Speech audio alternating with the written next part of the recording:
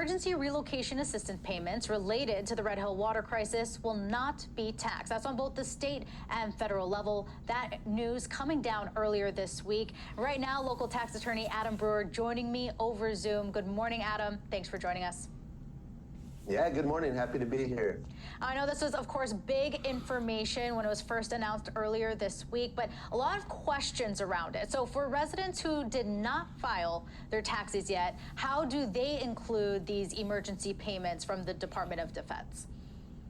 Yeah, great question. They don't. So just don't include it. The IRS knows about it. The state knows about it. So they may see the 1099 in your account transcripts, but they're not looking for you to report it as taxable. Okay, that's great information for those who are maybe waiting for that last minute to do the filing. But for those people who are ahead of the game, they filed already. How do they amend their tax return? Yeah, unfortunately, this is a situation where it paid to procrastinate. So for those, those taxpayers that got after it and got the return submitted, they need to amend. And so what the IRS and the state are telling us is, if you're going to amend electronically, and that's my recommendation, amend electronically if you can, you're going to put reason for amendment as Red Hill relief on that amended return.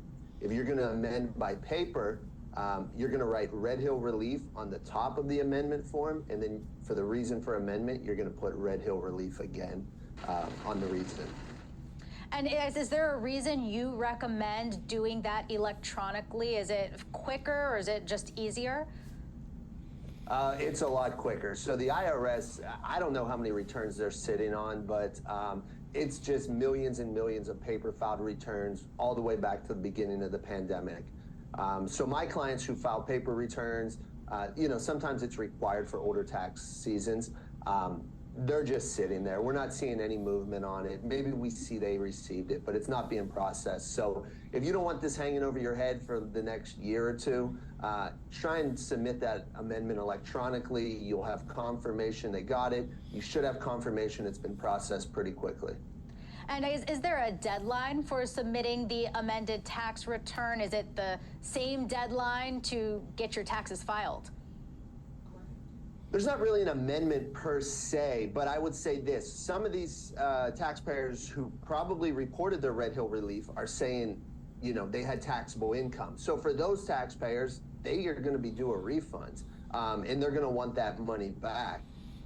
So for those taxpayers, they do have a 3-year deadline from the date the tax is paid with the IRS to get that filed and get that money back. So yeah, 3 years, it sounds like it's pretty far out there, but yeah, get it submitted now so you're not waiting any longer to get your money back. Great information there, Adam. And of course, that tax deadline coming up April 18th federal, April 20th for the state. For those who have waited, any recommendations for them right now?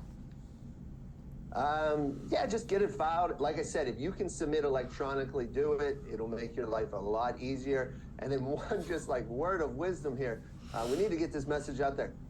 Income taxes are different from general excise tax. So if you're a business owner and you're filing income taxes, good job. But also remember about your G45s, your G49s. We need to spread that message because there's a lot of confusion amongst Hawaii business owners on that point. Really, I wouldn't have thought about that one. So thank you for that, Adam. We'll have to make sure that people are aware of that. So we appreciate you being here this morning. Some great information. Absolutely. Happy to help. Thank you.